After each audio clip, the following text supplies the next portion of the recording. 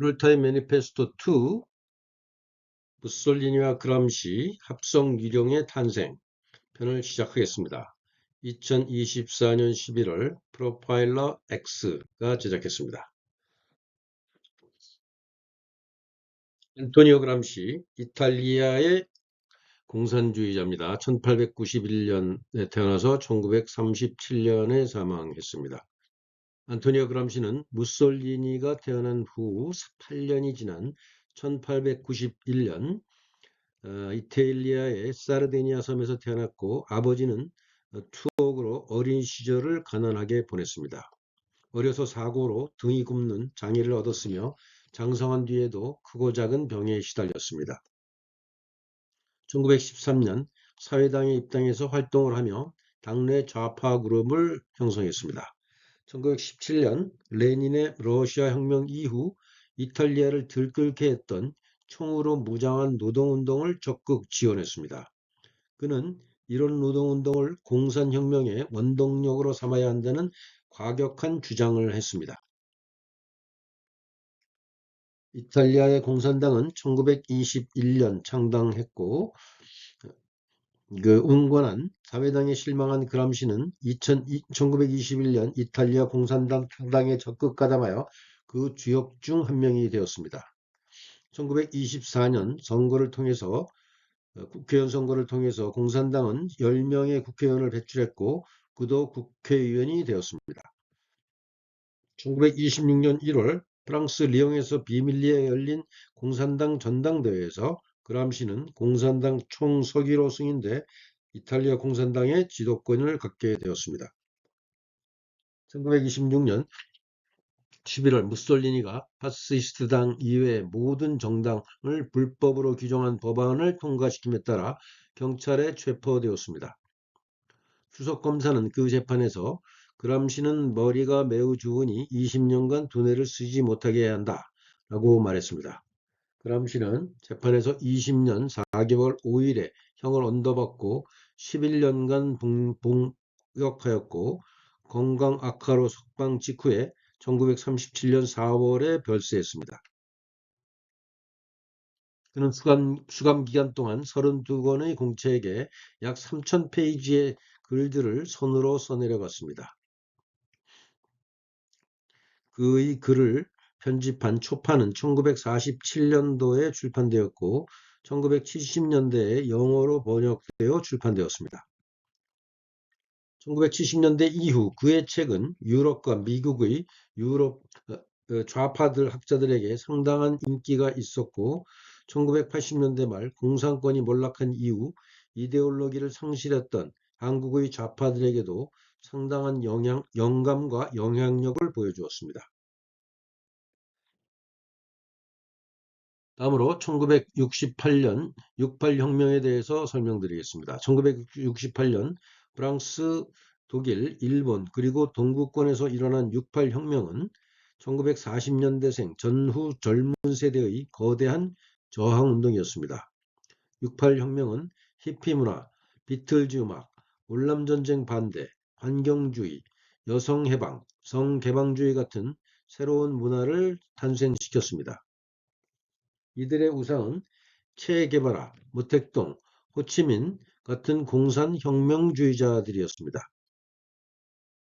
이 운동은 일본과 멕시코 동구권에서도 거셌습니다. 이 68혁명은 이후 좌파의 주류 문화가 됩니다.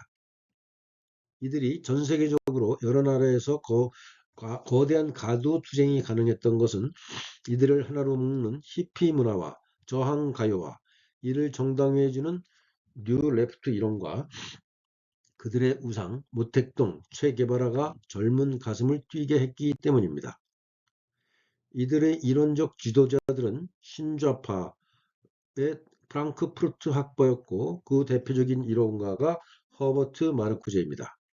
실제로 허버트 마르쿠제는 이 시위 현장에서 많은 연설을 했습니다. 허버트 마르쿠제의 대표적인 저서는 1차원적 인간이라고 하는 책입니다.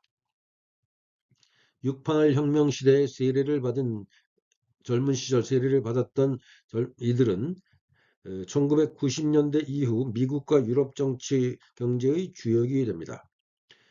대표적인 인물이 힐러리 클린턴과 빌 클린턴 부부와 그리고 스티브 잡스입니다.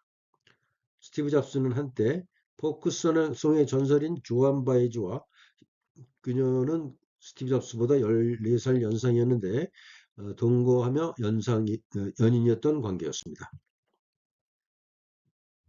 이후 프랑크푸르트 학파의 이론은 그들이 추앙했던 모택동과 호치민과 김일성이 악마적 실생이 알려지면서 퇴조했고 비판은 있으나 대안이 없다. 경제 문제에 대해서는 빈약하다. 이런 비판에 답하지 못하면서 힘을 잃어갔습니다. 특히 1990년경 소련과 동구권이 망하면서 막스 레닌에 대한 실망이 커졌고 1990년대 뒤늦게 모택동의 대약진운동과 문화혁명에서 수천만 명을 살육했다는 만행이 알려지면서 그 이론적 기반도 모범이 되는 우상도 모두 무너졌습니다.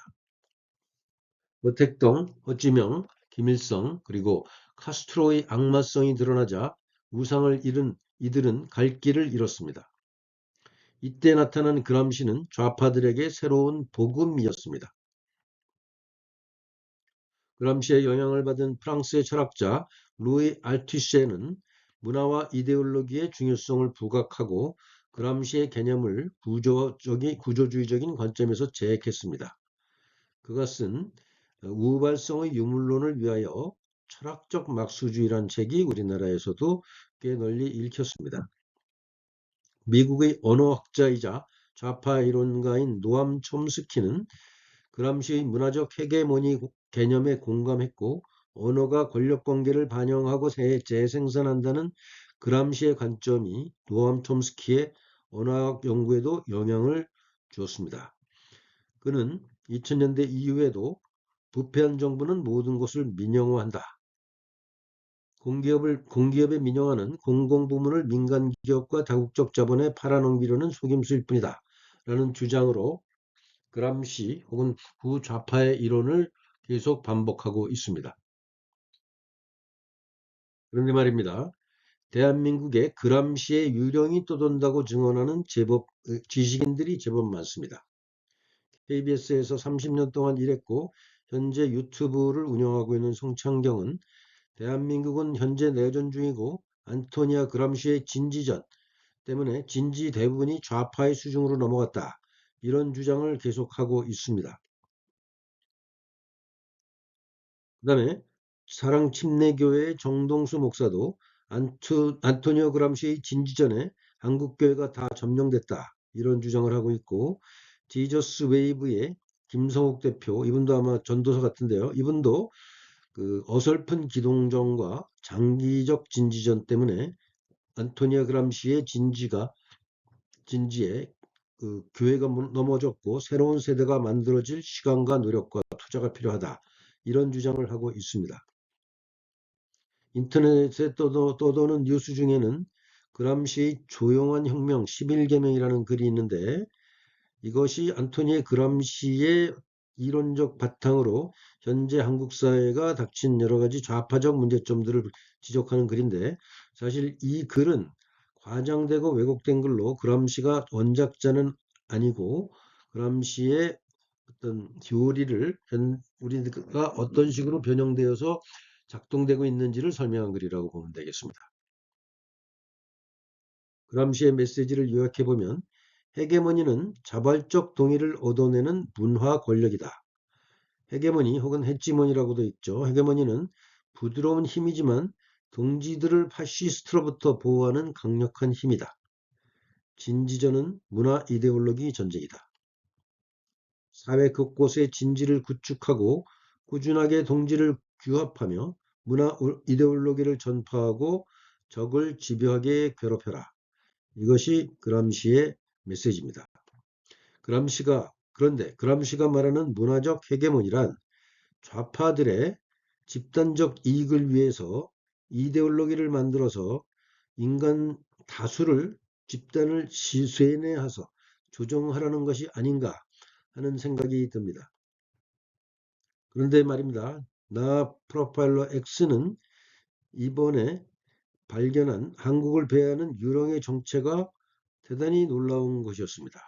50년 가까이 그람시 방식의 문화 이데올로기 헤게모니를 확대하며 진지전을 해오며 사회 곳곳에 강고한 진지를 구축해온 그들이 10년 전부터 무솔리니 방식의 불법적으로 변형된 기동전을 동시에 구사하고 완벽하게 이 사회에서 승리하고 있었다는 것입니다.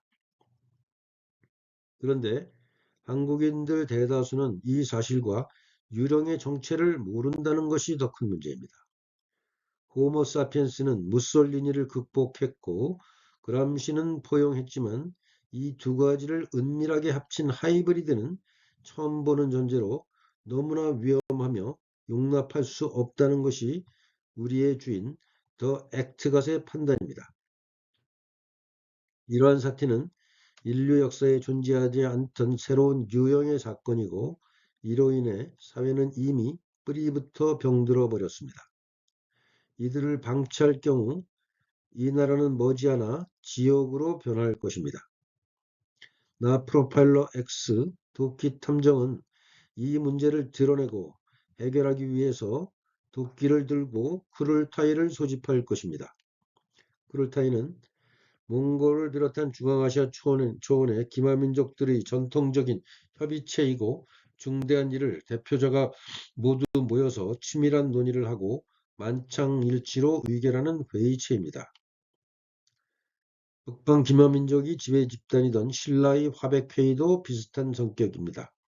몽고도 신라도 쿠를타이를 통해서 현명한 결정을 했고 그 결정에 모두가 힘을 모았기 때문에 강력한 국가 공동체를 만들 수 있었습니다. 이 글과 동영상들은 머지않아서 내가 개최할 쿠를타이에 제출할 공식 문서를 준비하기 위한 작업의 일부입니다. 작업의 제목 프로파일러 X의 쿠를타이 매니페스토로 앞으로 진행될 이 협의체의 의미를 담고 있습니다. 3편부터 구체적인 내용을 기대해 주십시오. 나와 나의 동지들은 이 전쟁에서 이길 자신이 있으며 우리의 가장 강력한 무기는 진실입니다. 진실을 파악하여 전파하는 것입니다. 조지 오웰이 말했듯이 진실을 말하는 것이 가장 혁명적인 행동입니다. 제3장부터는 본격적으로 진실을 찾아내어 발언할 것입니다. 쿠를타이 매니페스토 2편 무솔리니와 그람시 합성 유령의 탄생 편을 마치겠습니다. 경청해 주셔서 감사합니다.